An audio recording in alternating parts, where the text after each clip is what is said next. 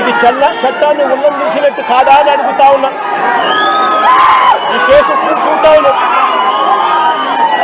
పోలీసులు హ్యాండిల్ చేస్తా ఉన్నప్పుడు, ఈ కేసును టూ టౌన్ పోలీసులు హ్యాండిల్ చేస్తా ఉన్నప్పుడు పక్క స్టేషన్లో ఉన్న ఇంకో సిఐకి ఈ కేసుతో ఏం సంబంధము అని అడుగుతా ఉన్నా. ఎందుకు పక్క స్టేషన్లో ఉన్న ఇంకో సిఐ కూడా ఇలా వచ్చి కొట్టే కార్యక్రమంలో ఎందుకు పాలు పంచుకున్నాడు అని అడుగుతా ఉన్నా. అతను కూడా వీరిని దారుణంగా కొట్టే పనిలో ఎందుకు దిగాడు అని అడుగుతా ఉన్నా. కోర్టు కన్నా ముందు, కోర్టుకు ప్రవేశపెట్టే ముందు వీరిని హాస్పిటల్కు ఎందుకు తీసుకెళ్లారు అని అడుగుతా ఉన్నా. కోర్టుకు ప్రవేశపెట్టే ముందు వీరిని హాస్పిటల్కు ఎందుకు తీసుకొని పోవాల్సి వచ్చింది అని అడుగుతా ఉన్నా. కోర్టుకు పరిచయ ముందు ప్రభుత్వ హాస్పిటల్కు ఈ ముగ్గురిని తీసుకెళ్లినప్పుడు తనను పోలీసులు కొట్టారని, గాయాలు కూడా ఉన్నాయని వీళ్ళు పదే పదే ఆ గాయాలను చూపుతూ డాక్టర్లను అడిగితే అక్కడి డాక్టర్లు ఎందుకు నోట్ చెయ్యలేదు అని అడుగుతా ఉన్నా. ఇంతటి దారుణంగా కొట్టినప్పటికీ, ఇంతటి దారుణంగా గాయాలు కనిపిస్తా ఉన్నప్పటికీ ఎందుకు డాక్టర్లు దాన్ని నోట్ చేయలేదు అని అడుగుతా ఉన్నా. అంటే కేవలం మెడికో లీగల్ కేసు అవుతుంది అని, కేవలం మెడికో లీగల్ కేసు అవుతుంది అని, మెడికో లీగల్ కేసు కాకుండా పోలీసులు డాక్టర్ను కూడా ఈధర్ బెదిరించాలి, లేదా డాక్టర్ కూడా ప్రలోభాలకు లోనయ్యన్నా ఉండాలి. ఏప్రిల్ 26వ తారీఖున నడి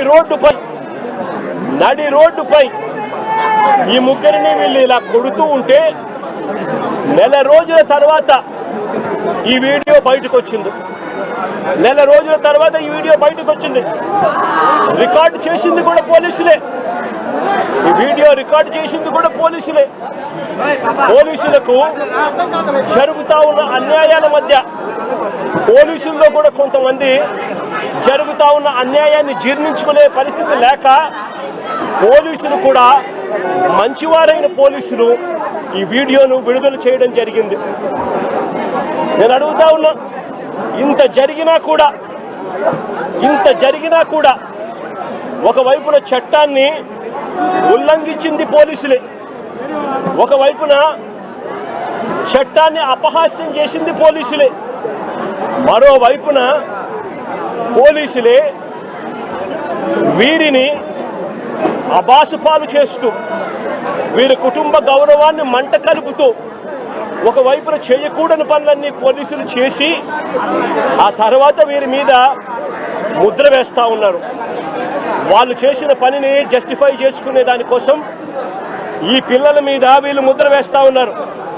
సంఘ విద్రోహ శక్తులుగా, నేరస్తులుగా, గంజాయి బ్యాచ్గా, రౌడీలుగా వీళ్ళ మీద బురద వేసే కార్యక్రమం చేస్తూ ఉన్నారు. నేను అడుగుతా ఉన్నాను ఒకటే, ఆ పాత కేసులకు దీనికి ఈ ఘటనకు ఏం సంబంధమో అని అడుగుతా ఉన్నా.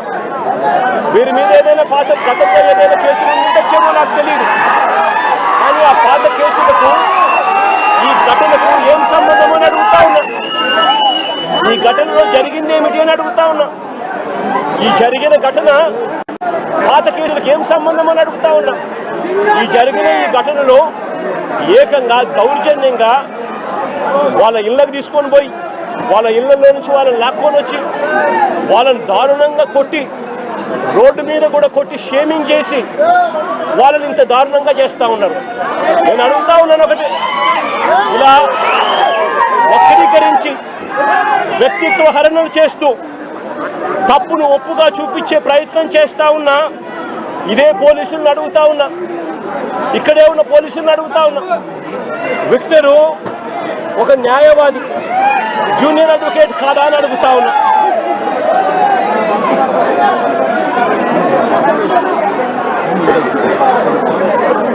జూనియర్ అడ్వకేట్ కాదా అని అడుగుతా ఉన్నా. ఈ విక్టర్ అనే పిల్లాడు జూనియర్ అడ్వకేట్ కాదా అని అడుగుతా ఉన్నా. ఈ పాప విక్టర్ చెల్లెలు, సారీ రాకేష్ చెల్లెలు, ఈ పాప ఇంజనీర్. రాకేష్ చెల్లెలు, ఈ పాప ఇంజనీర్. రాకేష్ కూడా పాలిటెక్నిక్ మెకానికల్ చదివినాడు. అంటే వీళ్ళ కుటుంబాలు చదువుకున్న కుటుంబాల్లో నుంచి వచ్చిన వాళ్ళు మరి ఇలాంటి వాళ్ళ పరువును తీస్తూ నడి రోడ్డు మీద వాళ్ళను కొట్టడం అన్నది, వాళ్ళను పబ్లిక్ షేమింగ్ చేయడం అన్నది ధర్మమేనా అని అడుగుతా ఉన్నా. నిజంగానే పోలీసులు చెప్తాన్నట్టుగానే వీళ్ళు ఇంతటి దారుణమైన బ్యాక్గ్రౌండే కనుక వీళ్ళకు ఉండింటే, పోలీసులు చెప్తా ఉన్న మాటలు వాస్తవమే అయ్యిందంటే, నేను ఒక క్వశ్చన్ సూటుగా అడుగుతా ఉన్నా. అసలు మంగళగిరి తెనాలి వారు కూడా కాదు ఇక్కడ, వీళ్ళు మంగళగిరి వారిని తెనాలికి తీసుకువచ్చి ఇక్కడ కొట్టారు అని అంటే దాని అర్థం ఏమిటి? మంగళగిరి వారిని తెనాలికి తీసుకొచ్చి ఇక్కడ కొట్టారంటే దాని అర్థం ఏమిటి? అంటే దాని అర్థం పోలీసులు చెప్తా ఉన్నటన్ని అవాస్తవాలు అని చెప్పడానికి ఇంతకన్నా నిదర్శనం అవసరమా అని అడుగుతా ఉన్నా.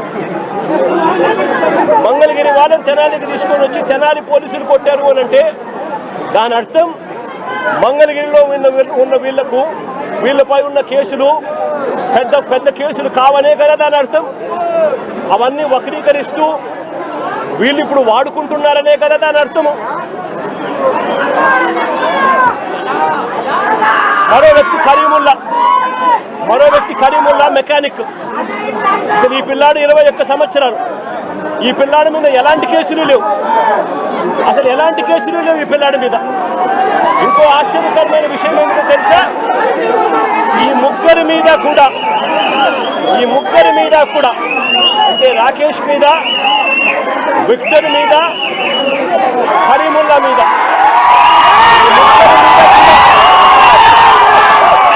రౌడీ షీటర్లుగా ఎప్పుడు రౌడీ షీటర్లుగా వీళ్ళని నమోదు చేశారో తెలుసా? ఈ ఘటన జరిగిన తర్వాత ఇది ఇక పెద్దదవుతూ వస్తా ఉందని తెలుసుకున్న తర్వాత వీళ్ళని రౌడీ షీటర్లుగా, ఈ ఘటన జరిగిన తర్వాత వీళ్ళని రౌడీ షీటర్లుగా చేశారు. నేను అడుగుతా ఉన్నా, ఇంతకుముందు వీళ్ళు రౌడీ షీటర్లుగా లేరు. రౌడీ షీటర్లుగా వీళ్ళ మీద నమోదైంది, వీళ్ళని నమోదు చేసింది ఈ ఘటన జరిగిన తర్వాత. ఇంత ప్రస్ఫుటంగా పోలీసులు ఎలా దుర్మార్గం చేశారు అన్నది ప్రస్ఫుటంగా కనిపిస్తూ ఉంది.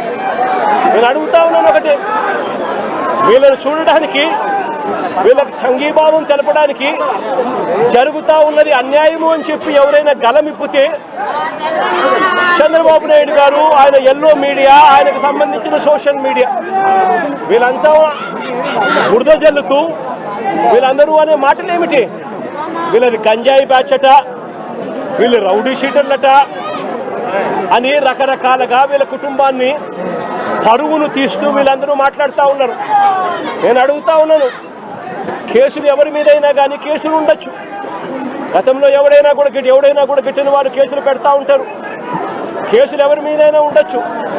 కానీ ఆ కేసులు ఉన్నప్పుడు ఆ కేసులు తేల్చాల్సింది కోర్టులు. మీరు పలాని నేరం చేశారని మీరు చెప్పొచ్చు, చేయలేదు అని చెప్పి వాళ్ళు చెబుతారు. తేల్చాల్సింది కోర్టులు. మరి అలాంటి కోర్టులకు ఇవ్వాల్సిన అధికారం పోలీసులే తీసుకోవడం ధర్మమేనా అని అడుగుతా ఉన్నా. అంటే పోలీసులే అబాండాలు వేస్తారు, పోలీసులే జడ్జిమెంట్ కూడా ఇస్తారు. మరి ఇలా చేయగలిగే నైతికత పోలీసులకు ఉందా అని అడుగుతా ఉన్నా.